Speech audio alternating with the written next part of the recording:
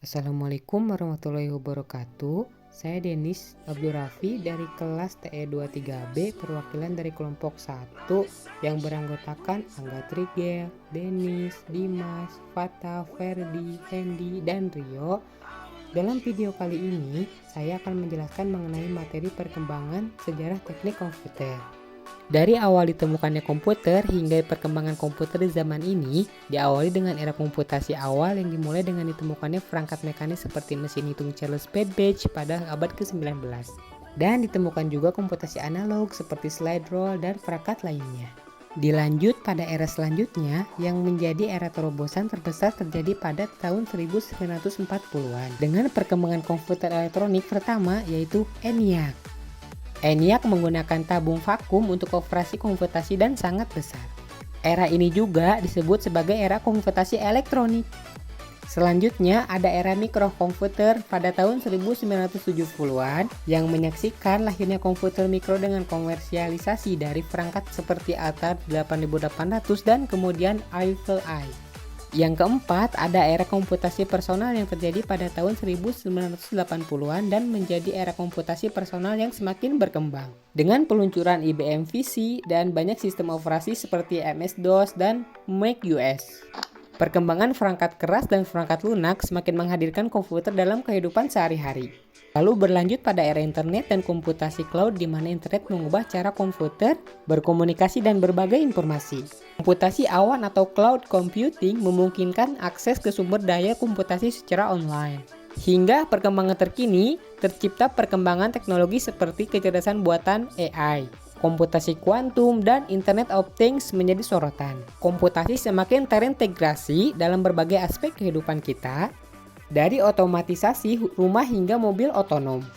Yang kedua, saya akan menjelaskan materi tentang implementasi saat ini dalam teknik komputer. Kecerdasan buatan atau AI adalah kecerdasan buatan yang telah mendominasi berbagai sektor, termasuk mesin pencari, asisten virtual atau Siri, Alexa, pengenalan wajah, dan mobil otonom. AI juga digunakan dalam pengambilan keputusan kompleks, analisis data, dan prediksi. Komputasi kuantum bisa disebut perkembangan dalam komputasi kuantum memberikan kemungkinan pemecahan masalah yang sangat kompleks yang sulit diatasi oleh komputer konvensional. Ini berpotensi mengubah bidang seperti kriptografi, simulasi molekuler, dan penelitian material. IoT ini menghubungkan perangkat fisik ke internet, memungkinkan pertukaran data dan kendali yang lebih efisien. Contohnya adalah rumah pintar, jaringan kendaraan, dan teknologi medis. Ini adalah yang disebut Internet of Things atau IoT. Komputasi terdistribusi memungkinkan pemrosesan data yang besar dan kompleks dengan memanfaatkan sumber daya dari berbagai komputer terhubung. Ini digunakan dalam analisis data besar, pembelajaran mesin, dan komputasi ilmiah. Keamanan cyber sangat penting saat komputer semakin terhubung. Teknologi ini seperti inskripsi, deteksi intrusi, dan analisis keamanan membantu melindungi data dan sistem komputer.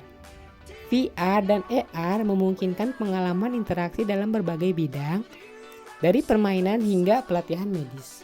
Implementasi saat ini dalam teknik komputer mencerminkan kehadiran teknologi dalam hampir setiap aspek kehidupan kita. Dengan terobosan terbaru dan perangkat yang semakin canggih, teknik komputer terus memainkan peran penting dalam mengubah dunia kita. Ini yang disebut realistis, virtual, and augmented. Yang ketiga, ada perkembangan sejarah teknik biomedik. Awal perkembangan dari teknik biomedik memiliki akar sejarah yang panjang dalam upaya manusia untuk memahami dan memanipulasi fungsi tubuh. Pada awalnya, ini melibatkan penggunaan alat sederhana seperti stetoskop dan termometer. Teknologi imaging adalah perkembangan teknologi pencitraan telah mengubah cara kita memahami anatomi dan penyakit. Ada radiografi, ultrasonografi, CT scan, dan MRI adalah contoh perkembangan penting dalam pencitraan medis. Di teknik laboratorium, ada alat analisis darah, mikroskop elektron, dan teknik biologi molekuler telah meningkatkan pemahaman kita tentang penyakit dan perawatan medis. Kemajuan dalam desain dan bahan telah membawa implan dan protetik ke tingkat yang lebih tinggi. Implan jantung buatan, prostesis yang dikendalikan otak, Prosesis bergerak adalah beberapa contoh implan dan prostetik. Di akhir ada terapi gen yang memungkinkan perubahan genetik dalam upaya mengobati penyakit genetik atau penyakit lainnya. Pengembangan CRISPR-Cas9 adalah tonggak penting dalam terapi gen. Materi terakhir, ada implementasi saat ini dalam teknologi biomedik. Yang ke-1 ada genomika. Terapi gen memungkinkan perubahan genetik dalam upaya mengobati penyakit genetik atau penyakit lainnya. Pengembangan CRISPR-Cas9 adalah tonggak penting dalam terapi gen. Telemedicine memungkinkan konsultasi medis jarak jauh melalui teknologi komunikasi. Ini sangat penting selama pandemi COVID-19 dan meningkatkan akses ke perawatan kesehatan di daerah yang sulit dijangkau. Teknologi robotik itu, robot bedah digunakan untuk prosedur bedah yang lebih presisi dan kurang invasif. Robot juga digunakan dalam rehabilitasi, membantu pasien dengan gangguan mobilitas. Terapi sel punca melibatkan menggunakan sel punca untuk menghentikan atau memperbaiki sel yang rusak atau hilang. Biasanya ini digunakan dalam pengobatan penyakit degeneratif seperti Parkinson, Alzheimer, dan penyembuhan luka. Biomaterial adalah bahan kompatibel dengan tubuh manusia dan digunakan dalam berbagai aplikasi medis seperti implan dan prostetik. Pengembangan biomaterial yang lebih baik adalah peningkatan keberhasilan prosedur medis. Yang keenam atau yang terakhir, ada teknologi diagnostik cepat memungkinkan deteksi penyakit dengan cepat dan akurat, seperti tes darah cepat untuk HIV atau COVID-19.